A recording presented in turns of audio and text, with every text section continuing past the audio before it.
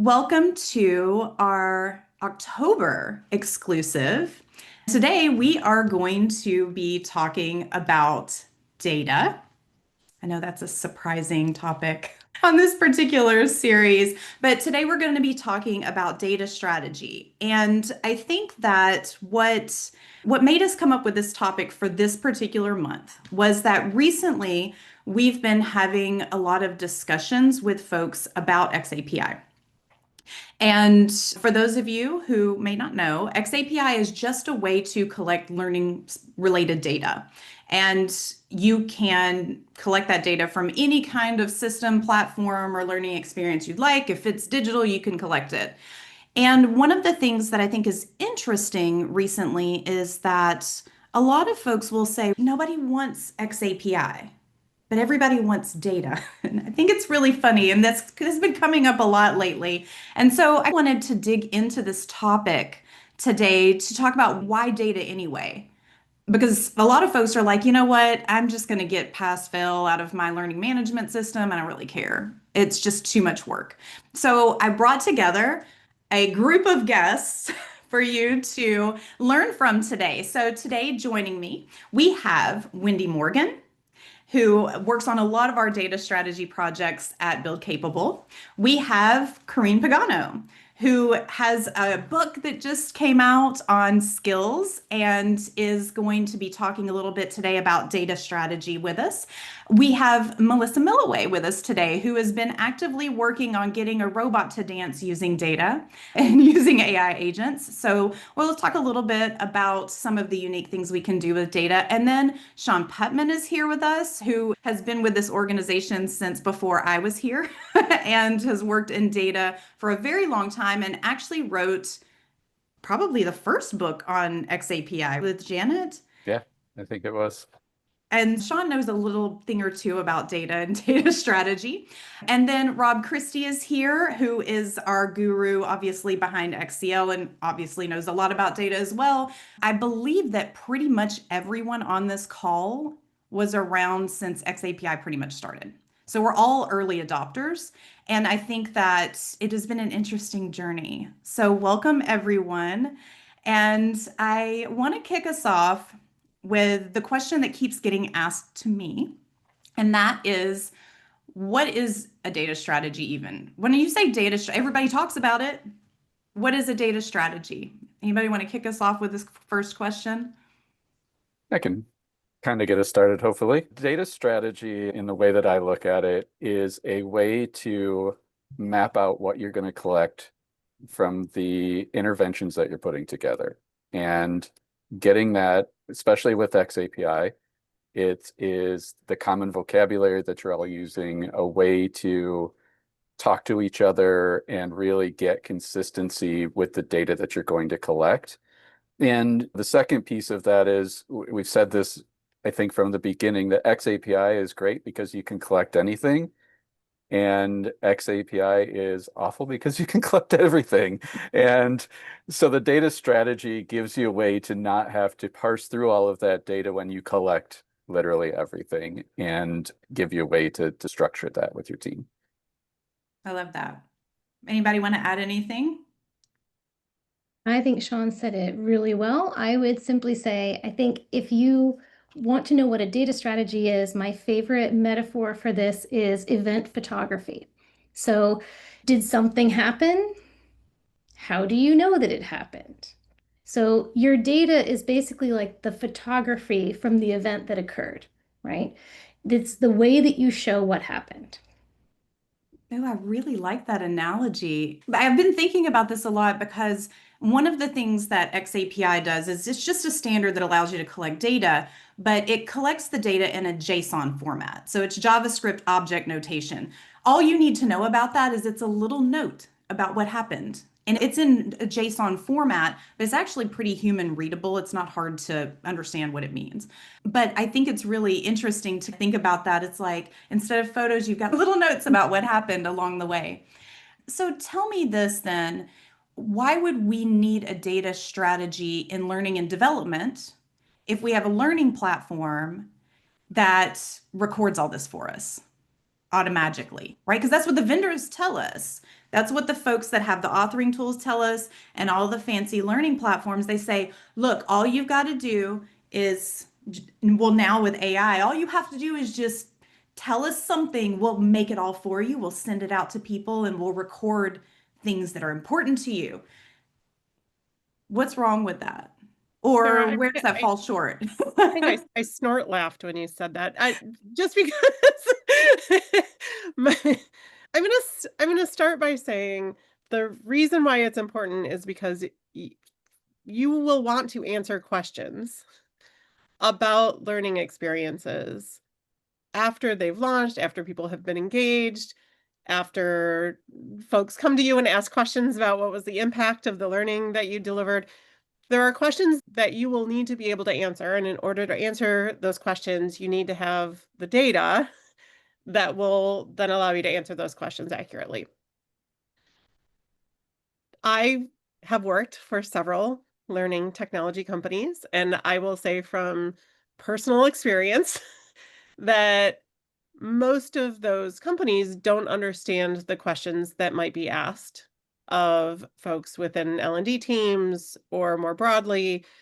And so they make assumptions about what data they will track as part of their system, but it doesn't necessarily align with what your business needs and the questions that you're actually going to be asked or need to be able to answer. And so every platform is different in the data that they track. Every platform is different in the format that they track that data. Every platform is different in how you're able to access that data and how often it's refreshed. And I could go on and on. And so there's lots of variance in how platform vendors think about data and learning data, and it may not correspond with what you actually need. And so it's a good idea for L&D folks to know in advance what their data needs are, and then be able to ask questions and map that against what any of their vendors are able to provide. And I have yet to run into a situation where there aren't some gaps or some additional information that's needed or data that's needed to be collected. I have an example too from when I was at Amazon. We got to be like one of the first teams who instituted XAPI at Amazon. And one of the main questions, one of the things for our data strategy is we always work backwards from a question. What are we trying to solve or prove with this thing?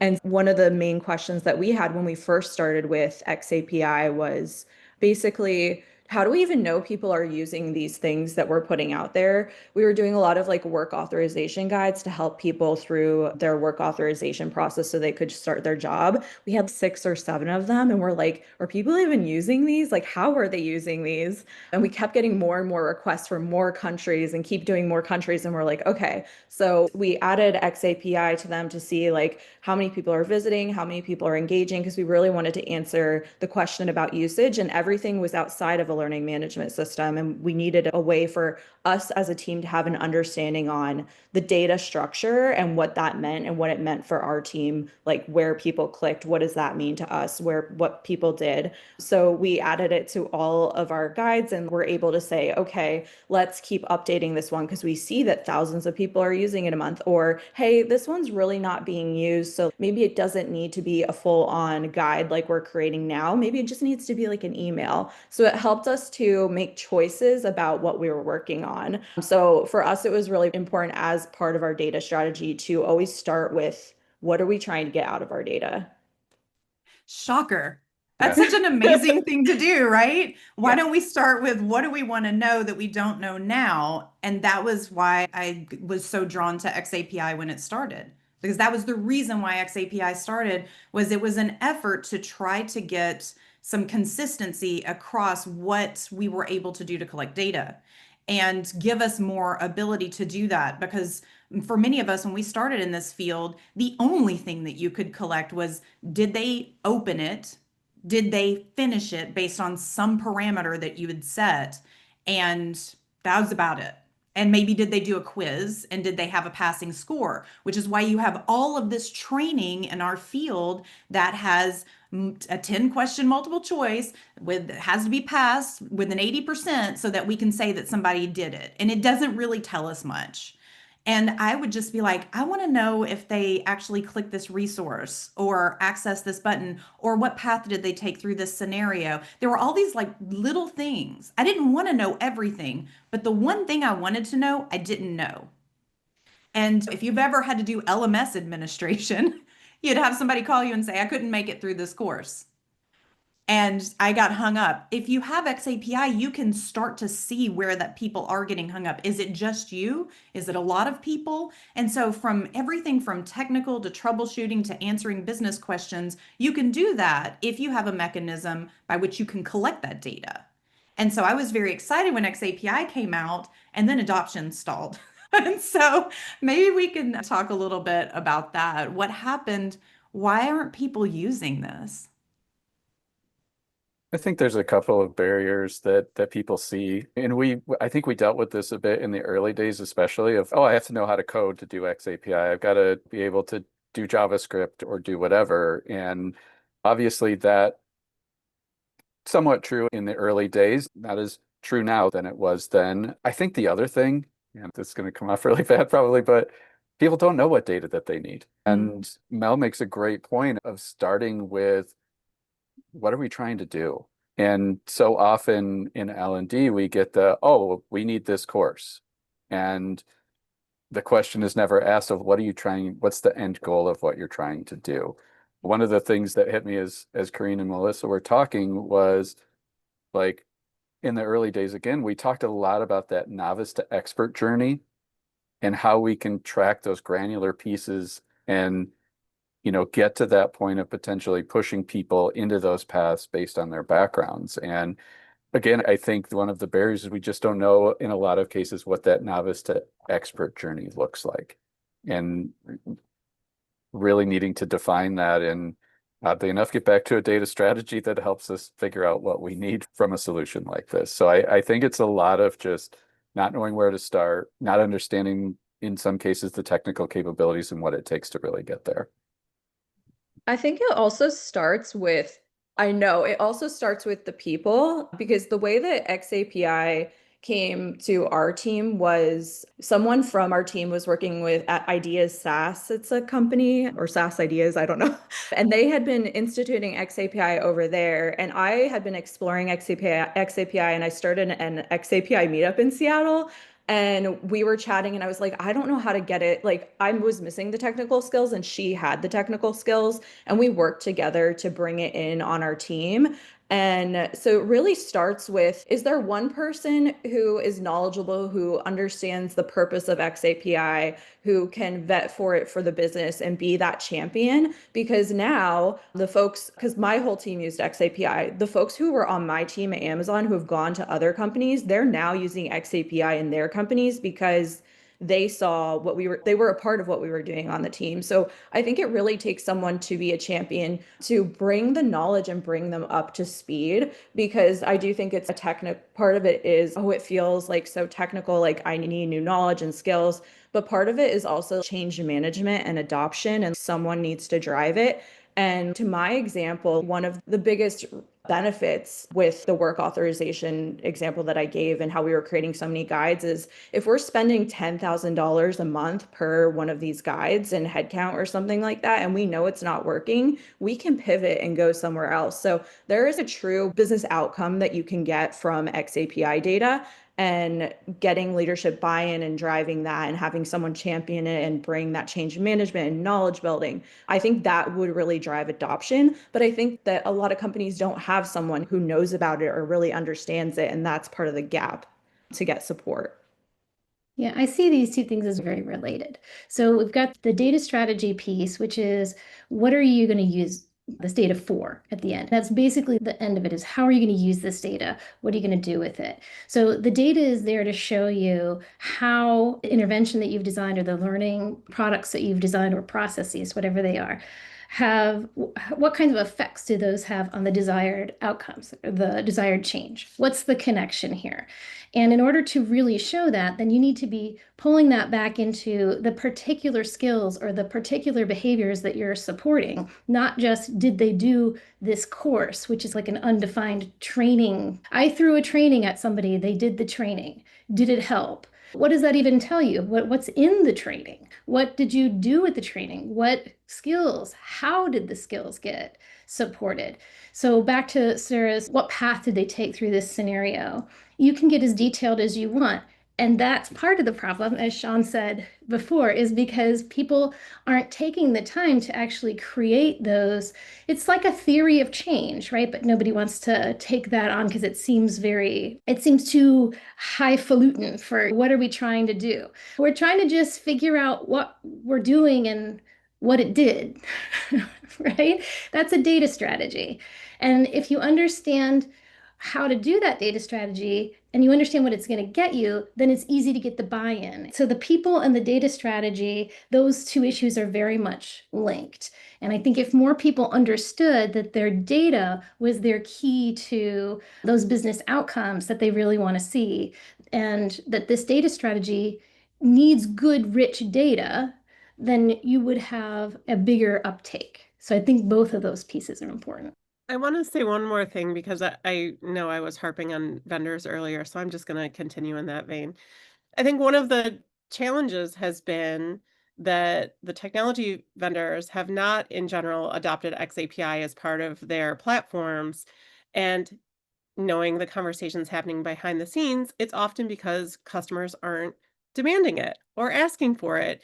And so a lot of the technology vendors have focused on content and like scale and access, but they're not data companies. They are platform companies that are being asked for data, but they haven't approached their products from a data strategy perspective. And we're in an interesting time right now where data is more and more in demand and more differentiating in terms of what we're able to do from L&D professionals. And so there is a gap between what vendors are capable of, but it is frustrating for organizations who've invested lots of money into a technology platform to then find out that they're not able to get the data that they need. And so to your point, Wendy, it is taking on kind of a change management process and thinking about, okay, how are we going to do this? And I know personally from working with teams that they get really frustrated. Like, we bought this platform. Why isn't it able to do this for us? We've got to do all of this work on top of it. And I know, Sarah, lots of folks who say that as well. Yeah, so two things. One, I know Melissa said there, we have a question in the chat and I want to address that. I did want to say that as a consulting organization, so Build Capable has always been a consult. So we've been around since 2008, previously Learning Ninjas. We've always worked in this space. The only reason we built XCL was because all of the tools were making it so hard for us to do simple things. I just want to know if somebody clicked this button. Do you know how much work it is to do that in some tools? And there are some tools that make it really easy, like Domino, right? Where it's a drop-down pick list, and I know if you've clicked that button. Most of your mainstream tools don't make that easy. And still don't know why, but one of the reasons why we built XCL was to try to give people the ability to do some of this stuff, no matter what tool you use. I don't care what platform you have. We have clients that are on all of the tools and all of the platforms, and we just wanted to make it more interoperable. We wanted to make it easier for our team to do our work. And so that's literally the only reason why we even built it. Mel, you said there were some comments in the chat and I can't see it. What questions do we have?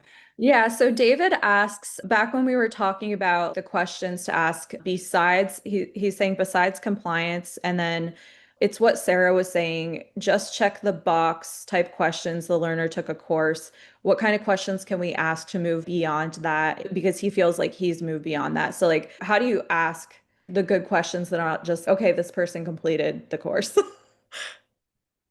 This is the number one question we've had from every single customer we've ever worked on in data strategy. The first question people ask us is, they ask us, what does everybody else track? They ask us, what questions does everyone else ask? What data do other companies collect? And Sean, why don't you talk a little bit about this process? Because I think you are very good at helping people dig into this. I'm bringing Sean up because we've been in so many data strategy sessions and I've watched him do this firsthand. Yeah, you ask why a lot, just until they're sick of you asking why. Jokingly saying that, but it really is how we get to the heart of what people are trying to do. I think for example, and we use this through LearnX API and some of those things, but there was a data strategy we did years ago that the client thought that they wanted to track all of the things. We have an e-learning course, we have an email that goes out, we have a web page, a form that they have to fill out. We want to track everything. And the first question was always, okay, why? And then, what you really need to get to are what are the critical things, and really dig in with the stakeholders that you're sitting with. If you can't answer the question of why would you want this piece of data, then you move past it and you move to the next piece. Going back to the novice to expert, what are those critical data points that show you that someone has advanced in whatever skill set that you're trying to advance them in? And really digging into those individual questions. And it's going to vary project by project. It really does. And I think, Koreen, to your point of platforms, it's the one size fits all that doesn't work. Not only is not every company the same, every project is different. So really digging into what are we trying to accomplish, back to Mel's original question of what are we trying to accomplish with this? What are the things that are going to show us that we actually did accomplish this? And hopefully you get to not just in the training, like what did they interact with? What did they do on a quiz? But what are the business metrics that are really going to show that this worked? And that's where we all will talk about it. We've talked about it for the last 20 years, that seat at the table. If you're affecting business metrics, now you're getting our seat at the table, if you will, not to be cheesy. And I think this is a good segue into why today, because there are a lot of people on this call that are doing a lot of interesting work today. And I think Wendy and I just worked on this project where we were mapping training to competencies and observable tasks. And so everybody talks about, so Koreen, you have a whole book on skills, right? We're talking about AI and having conversations with AI chatbots about teach me something that I need to know that's personalized to me. And we think about how to do all this stuff. One of the things that you need in order to make that work is good data. You need to know what you're trying to do. And so I wanted to throw this out to the group to see what are some of the things that you think are important about this today in current times. I'll talk about skills really quickly. There is more pressure for organizations holistically to have more data on the capabilities of their workforce. For a variety of different use cases and business reasons, spanning HR, workforce management, strategic planning, to hiring and recruiting, to L&D use cases like upskilling and reskilling. Across the board, skill data is, and I say skill data because people talk about skills, but a skill strategy is a data strategy. So I'm just to lay that out there, skills data, it's a type of data that organizations are starting to need and want to make more informed people decisions. And so that pressure, and we weren't going to get through this conversation without mentioning AI, that pressure of understanding more about the capabilities of your workforce is intersecting with AI transformation happening across organizations and really needing to understand what is the work that people need to do, what is the work that AI will do, how do those two things blend together, and in this new world, what are the skills that my people need to be able to work alongside AI. So this moment in time is demanding organizations ask more questions and have more data about the capabilities of their people in the workforce. And L&D has been the keepers or the stewards of development. That's our role in the organization. And so a lot of questions are being asked of L&D of how are we developing skills? What skills do our people have? What's the impact of this learning program on skills? All of these questions that L&D really never had a reference for from a skills perspective before. And I get questions a lot from L&D folks are like, what have we been doing if we haven't been developing skills? And I think that's a great question to ask ourselves, because why don't we already have skill data? Why haven't we been measuring skill improvement? Why are we not doing those things? It is a fundamental question of the role of L&D within the organization and the purpose that we serve in developing folks skills is an opportunity for us to be much more specific about the impact that we're having on the workforce and development. And I will get off my soapbox. But I do think that this moment in time is all of these forces coming together and asking us to have better data. Yeah, I I would agree. say there's this moment in time in some ways is no different than every other moment in time. We need good data that describe the actual things that we're trying to do. What are our interventions? What skills are we teaching? How are we teaching those skills? What outcomes are they having? All of those questions are no different than they always have been. The only different thing about this particular moment in time is that now we can put bad data together much more quickly. Or we could put good data together much more quickly. And which would you like to do? Yeah, I think that one of the things that I wanted to make sure that we did before the end of the session today was just acknowledge that if you're just getting started, some of this is new, right? And to Mel's point earlier, the easiest way to learn how to start doing this is to have somebody show you one time. It's actually not hard, but it is helpful to have somebody walk you through it because it is so different than how most people and companies in the L&D space talk about things. And so I wanted to share a couple of things today. I promised some surprises, and I want to talk quickly about conference sessions that are coming up. So one, I'm going to post in the chat, whether you're in LinkedIn Live or whether you're here in Zoom, I'm posting in the chat access to a library of templates that we share all the time that can help you put together a data plan, that can help you put together an XAPI profile and start to map some of these things out. What are some of the things that you need to do to plan for a course, to plan for consistency across your organization, that kind of thing. So I wanted to share those templates. That's for everyone. The other thing that I wanted to announce today is that next month in November, we at Build Capable are going to be we're going to be releasing the new version of LearnX API, the certificate program that's been around for years. Actually, it's how I learned when I first started. Was a little practice activity that Sean and Brian Dusablon had put together years ago. That between that and some work that Melissa Milloway had done. So what I want to do is I wanted to let you know that is going to be available in November. And we are going to make that free in November for folks to take that certificate program. If you already have the current version, you will continue to have that course, access to the current course, and you'll get the new course for free too. But it's only going to be for a limited time. When that is available, we'll post about it, I'm sure, on LinkedIn and that kind of thing. I'm going to be sending out the code to access that by email. So if you go to learnxapi.com, you can sign up for the mailing list, and so you'll get that code. So I'll post these in the chat in LinkedIn and also here, so that way you all have access to that mailing list and these templates so that you can get into this course. I care about people learning how to do this, and it's helpful to be walked through it. I want to make sure that we talk about conference sessions that are coming up, because if you are going to be at DevLearn in Vegas in a couple of weeks, several of us have sessions. So Wendy and I are going to be building a chatbot in both Copilot and ChatGPT.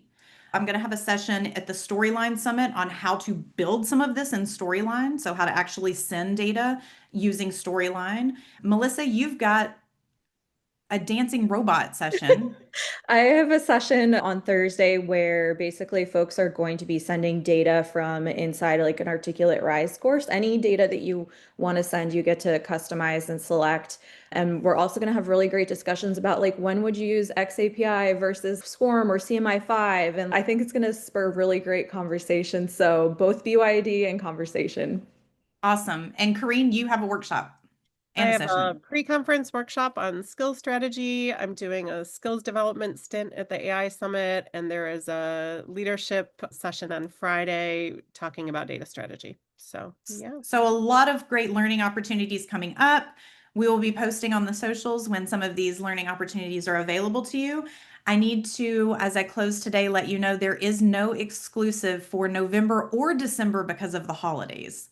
So we're not going to be catching back up on our exclusives until January, which is very sad, but hopefully you all will be able to take some time and not think about robots and work and maybe have a little bit of time to think about things, maybe go outside, walk in grass, play with nature. But we will see you all in a couple of months, and hopefully we'll see you at some conferences soon. Please stay tuned on the socials though, because we will be posting some resources and things in lieu of these exclusives. Some of the things we've been working on, we have the new release coming out, and there's some really super cool stuff in the new XCL release. So stay tuned, and we'll be sharing more online as we go.